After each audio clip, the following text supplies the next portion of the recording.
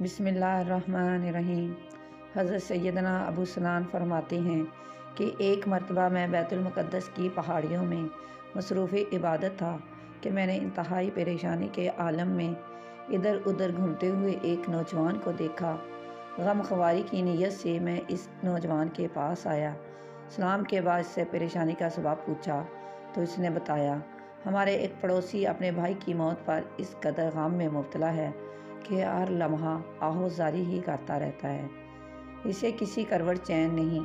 مہربانی فرما کر آپ میرے ساتھ چلیے تاکہ اس سے تعزیت کر کے اسے تسلی دیں، شاید آپ کی دل جوئی فرمانے سے اسے قرار آ جائے۔ چنانچہ میں نے چلنے پر آمادگی ظاہر کی تو وہ نوجوان مجھے ساتھ لے کر غم سے نڈال ایک شخص کے پاس پہنچا۔ ہم نے اس سے تعزیت کی مگر اس نے کوئی توجہ نہ دی بلکہ آہوزاری کرنے لگا تو ہم نے اسے سمجھاتے ہوئے کہا، اے اللہ کے بندے، اس طرح بے صبری کا مظاہرہ نہ کر، اللہ سے ڈر اور صبر سے کام لے۔ بے شک موت ہر کسی کو آنی ہے۔ جس نے بھی زندگی کا سفر شروع کیا اس کی منزل و انتہا موت ہے۔ موت ایک ایسا پل ہے جس سے ہر ایک نے گزرنا ہے۔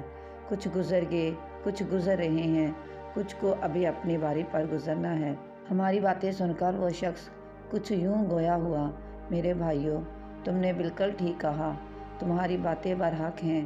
موت واقعی ہر کسی کو آنی ہے اور ہر ایک کو اپنے وقت مقررہ پر اس دنیا فانی سے جانا ہے، مگر میری آہوزاری کا سبب بھائی کی موت نہیں بلکہ یہ ہے کہ میرا بھائی قبر میں بہت بڑی مصیبت کا شکار ہے۔ اس کی بات سن کر ہم نے کہا، سبحان اللہ، کیا تم غیب جانتے ہو؟ جو تمہیں معلوم ہو گیا کہ تمہارا بھائی قبر میں عذاب سے دوچار ہے؟ وہ کہنے لگا، نہیں، میں غیب تو نہیں جانتا مگر جو ہولناک منظر میں نے اپنی آنکھوں سے دیکھا ہے وہ مجھے کسی کروٹ چین نہیں لینے دیتا۔ ہمارے اصرار پر آخرکار اس نے اپنا واقعہ کچھ یوں سنایا، جب میرے بھائی کا انتقال ہوا اور تجہیز و تکفین کے بعد ہم نے اسے قبرستان میں دفن کر دیا تو لوگ واپس آ گئے مگر میں کچھ دیر قبر کے پاس ہی کھڑا رہا۔ اچانک میں نے ایک دردناک آواز سنی، گویا کوئی انتہائی تکلیف کے عالم میں بچاؤ بچاؤ کی صدائیں دے رہا تھا۔ میں نے ادھر ادھر دیکھا مگر کوئی نظر نہ آیا تو غور سے سننے لگا، آخر یہ آواز کس کی ہے اور کہاں سے آ رہی ہے؟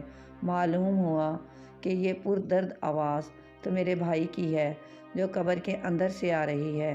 میں بے چین ہو کر قبر کھودنے لگا تو ایک غیبی آواز نے مجھے چونکا دیا۔ کوئی کہنے والا کہہ رہا تھا، اے اللہ کے بندے، قبر مت کھودو، یہ اللہ کے رازوں میں سے ایک راز ہے، اسے پوشیدہ ہی رہنے دو۔ آواز سن کر میں ڈر گیا اور قبر کھودنے سے باز آ گیا۔ جب وہاں سے اٹھ کر جانے لگا تو میں نے پھر اپنے بھائی کی دردناک آواز سنی جو بڑے کرب سے بچاؤ بچاؤ پکار رہا تھا۔ مجھے اپنے بھائی پر ترس آنے لگا اور میں نے دوبارہ قبر کھودنا شروع کر دی۔ ابھی میں نے تھوڑی سی ہی مٹی ہٹائی تھی کہ پھر مجھے غیبی آواز سنائی دی، اللہ کے رازوں کو نہ کھولو اور قبر کھودنے سے باز رہو۔ غیبی آواز سن کر میں نے دوبارہ قبر کھودنا بند کر دی اور وہاں سے جانے لگا تو اس بار میرے بھائی نے جس کرب سے مجھے پکارا تو مجھ سے رہا نہ گیا بلکہ اس پر رحم آیا۔ میں نے پختہ ارادہ کر لیا کہ اب ضرور قبر کھودوں گا۔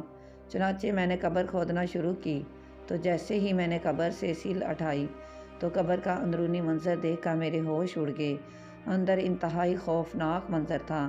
ابھی ابھی ہم نے جس بھائی کو دفن کیا تھا اس کا سارا جسم نہ صرف آگ کی زنجیروں میں جکڑا ہوا تھا بلکہ قبر گویا جہنم کی آگ سے بھری ہوئی تھی۔ اپنے بھائی کو اس حالت میں دیکھ کر مجھ سے رہا نہ گیا اور اسے زنجیروں سے آزاد کرانے کے لیے میں نے بڑی بے تابی سے اپنے ہاتھ اس کی گردن میں بندھی ہوئی زنجیروں کی طرف بڑھایا۔ جیسے ہی میرا ہاتھ زنجیر کو لگا میرے ہاتھ کی انگلیاں گویا کہ گرم لوہے کی طرح پگھل کر ہاتھوں سے جدا ہو گئی۔ تکلیف کی شدت سے میری چیخیں نکل گئیں اور میں حتف غیبی کے منع کرنے کے باوجود بھائی کی قبر کھولنے پر افسوس کرنے لگا۔ پھر جیسے ممکن ہوا میں نے قبر کو بند کیا اور وہاں سے بھاگ نکلا۔ دیکھنا چاہتے ہو تو یہ دیکھو، میرے ہاتھ کی انگلیاں، اتنا کہنے کے بعد اس نے چادر سے اپنا ہاتھ نکالا۔ واقعی اس کی چاروں انگلیاں غائب تھیں اور ہاتھ پر زخم کا عجیب و غریب نشان موجود تھا۔ حضرت سیدنا ابو سنان فرماتے ہیں، یہ دیکھ کر ہم نے اللہ تعالیٰ کے عذاب سے عافیت طلب کی اور وہاں سے چلے آئے۔ اللہ پاک سے دعا ہے کہ اللہ پاک ہم سب کو عذاب جہنم اور عذاب قبر سے محفوظ فرمائے۔ اگر آپ کو یہ ویڈیو پسند آئی ہے، اس کو لائک اور سبسکرائب ضرور کر دیں۔